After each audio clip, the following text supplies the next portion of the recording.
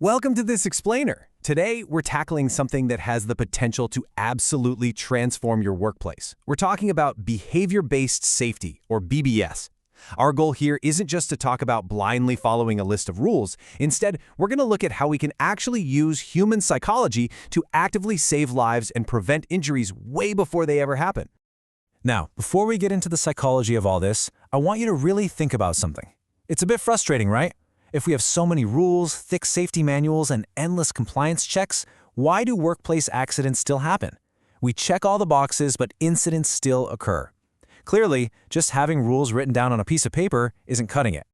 So, to figure out why that is, we're going to move through 5 key chapters today: the illusion of safety, a new safety paradigm, the ABCs of behavior, acts versus conditions, and finally, leading the change. Think of these as your survival guide for a safer work environment. Okay, let's dive right into this with Chapter 1, The Illusion of Safety, Uncovering the Hidden Dangers. Now, what's really interesting about this concept is that to truly understand workplace safety, we have to look way below the surface. Take Heinrich's triangle.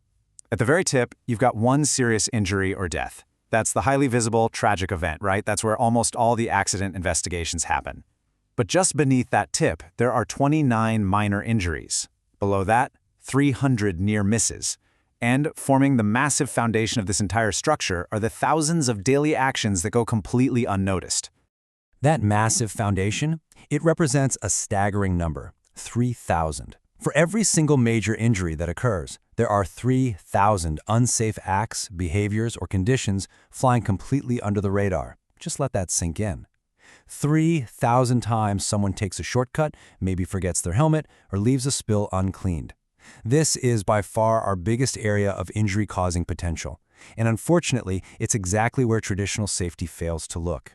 That brings us to Chapter 2, A New Safety Paradigm, Transforming the Workplace. Listen, if we're ever going to fix that massive foundation of 3,000 unsafe acts, we can't just keep rewriting the rulebook. Traditional safety focuses heavily on conditions, the machines, the equipment, and it relies entirely on compliance. It's highly reactive. You really only investigate after the accident has already happened. Behavior-based safety, on the other hand, focuses on people's behaviors. It's proactive. It makes safety a shared responsibility through positive recognition and encouragement, rather than just top-down management. This whole shift is anchored by 4 core concepts of BBS: observation, feedback, continuous improvement, and reinforcement. Instead of acting like a top-down police force, peers observe one another. They offer constructive coaching, and they actually reinforce positive behaviors. We're actively preventing incidents and continuously improving the workplace by changing unsafe habits long before anyone actually gets hurt. Let's move on to Chapter 3, the ABCs of behavior, the psychology of safety. Let's move to and see how this builds. To figure out why people do what they do, we rely on the ABC model of behavior. Basically, everything we do follows this flow: A for antecedents, B for behaviors, and C for consequences. Understanding this chain is absolutely the key to influencing behavior and getting those better safety outcomes. Let's break this down really quickly with some real-world examples. A stands for antecedents. These are the triggers right before a behavior, like a warning sign or a morning toolbox talk. B is the behavior itself, the observable action, like actually choosing to wear your personal protective equipment, or on the flip side, bypassing a safety guard. Finally, C is the consequence. This is what happens after the behavior, like praise from a peer, a disciplinary action, or worst case, an injury. And that consequence dictates whether that behavior is going to repeat in the future.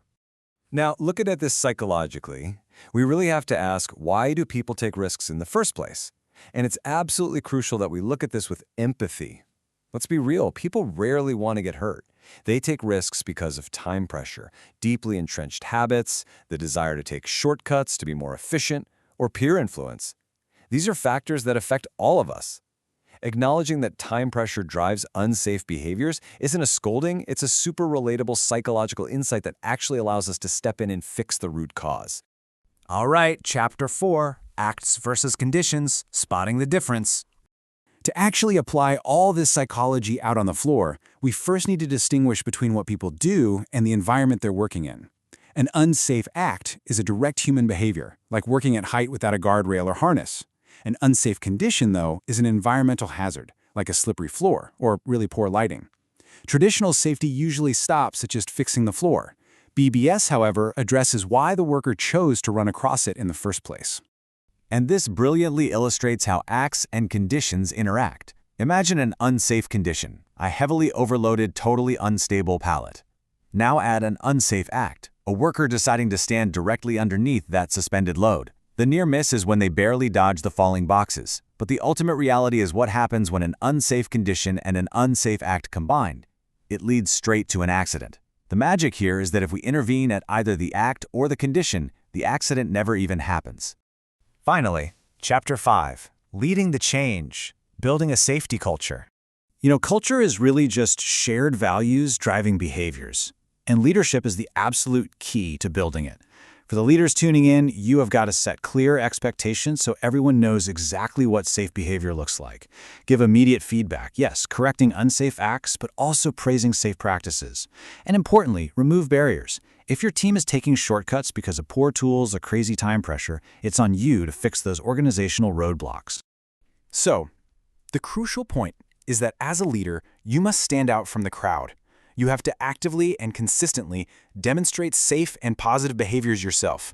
Leading by example builds genuine trust, it encourages open communication, and it creates an environment where teamwork thrives and safety is a truly shared responsibility. As we wrap up this explainer, I want to leave you with one final, pretty provocative thought. We know that for every major accident, there are 3,000 hidden, unsafe behaviors happening just beneath the surface. So, I want you to reflect on your own workday tomorrow. Ask yourself, are your daily habits actively building a proactive safety culture? Or are you just one of those 3,000 unsafe acts waiting for a consequence?